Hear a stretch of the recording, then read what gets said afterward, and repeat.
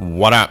It's your boy Wall Street, and I'm starting to think I'm Nostradamus because I just was making a video about the Jrue Holiday trade for Anthony Simons, and I kept saying, I was like, I think a Kristaps Porziņģis trade is coming. Like, that's the next piece that I think is going to happen. I've been hearing a lot of stuff on Twitter, on the internet, and as soon as I got done making the video, I look at Twitter. Shams is tweeting out that Kristaps Porziņģis is being traded. He said, breaking.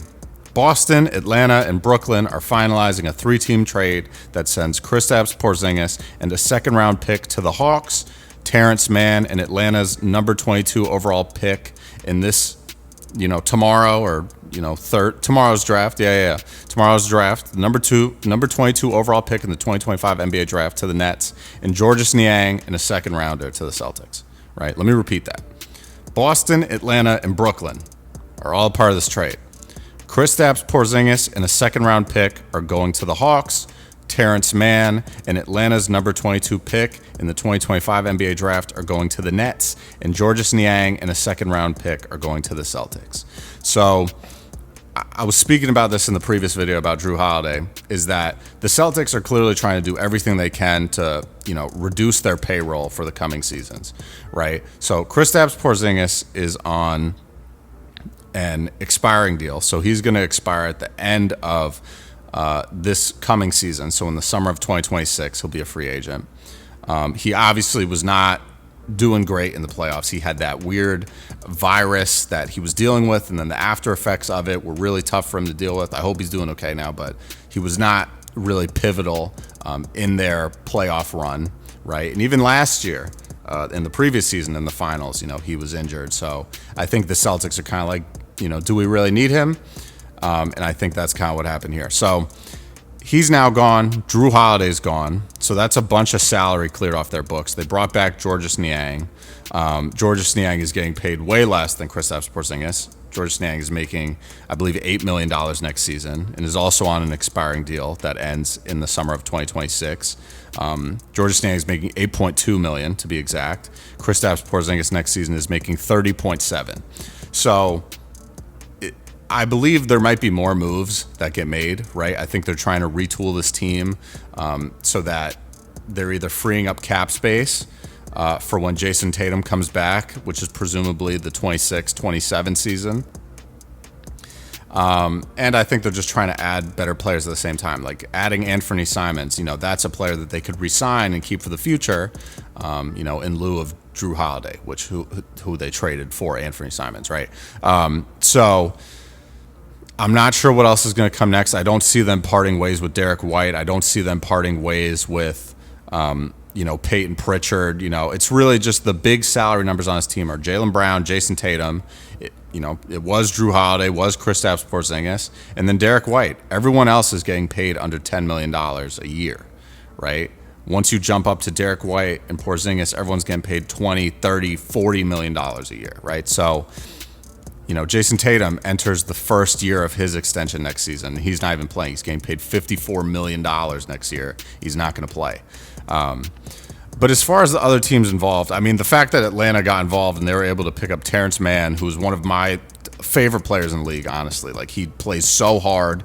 He's so driven and just tries to do everything he can to help the team win. He's a very good all-around force, whether you need him for defense, offense, whatever. He plays his role, and he plays it very well and plays it with pride. So shout out Terrance Mann. Nets just got a really good player in Terrance Mann. And also, they got the number 22 overall pick in the draft. The Brooklyn Nets, I think, now have 5 first-round picks. They have the 27th, the 26th, the 22nd, the 19th, and the 8th overall pick in the draft. They have 5 first-round picks in a loaded draft. So the fact that the Nets came in here and figured out how to, make themselves a part of this deal is incredible. So shout out the Nets. If you're a Nets fan, your team's moving in the right direction. Big fan of what they did here. And then for the Hawks, I mean, I think there's probably another move coming for the Hawks, right? I don't know what that move is going to be, but Clint Capella's a free agent. Karis LeVert's a free agent. Larry Nance Jr. is a free agent. So losing Clint Capella, losing Larry Nance, it made sense that they were going to bring in Kristaps Porziņģis. But I do think there's another move that's going to be made here. But I would imagine bringing in Kristaps Porziņģis, either they are looking to get rid of Trae Young in some capacity and then just let Porziņģis expire, or they'll trade him again mid-season for something else since he's on an expiring deal. And then they enter a full rebuild mode. I don't think that's what it's going to be. I think it's going to be Trae Young and Porziņģis forming a duo together. You know, everyone was talking about Trae Young and, you know, Wemby, you know, linking up on the Spurs. Obviously, that has not happened at this point. Maybe it'll happen in the future. We don't know. I believe it's probably not going to happen now that they have De'Aaron Fox. They have the number 2 overall pick in the draft, which they could use to select another guard. They have Stephon Castle, who's another great guard, just won Rookie of the Year. So I think Trae Young is staying in Atlanta for the time being, and I think they're going to try to see if this works. See if Porziņģis and Trae Young can be a duo where you can really do a lot, right? Porziņģis is 7'3". He can roll the basket. He can pop out and play on the perimeter. Not really defensively, but he can certainly hit shots on the perimeter. He can shoot from the mid-range from 3. He hits free throws. He's a good inside presence as well. He can score in the paint. He can do a lot of things, right? He can also block shots and defend a little bit. It just all depends on if he's going to be in good shape and recover from whatever he was dealing with this past season. But I do think the combination of Trae Young and Porziņģis has a lot of potential.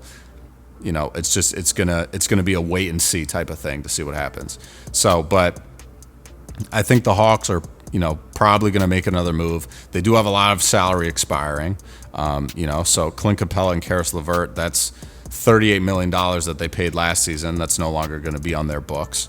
So they're freeing up a little bit of cap space. The only thing that's kind of different here is that Jalen Johnson is entering his first year of his big extension. So he's getting paid $30 million next season. So the fact that they're losing, you know, Clint Capella and Caris LeVert, I don't really think they could bring him back anyway.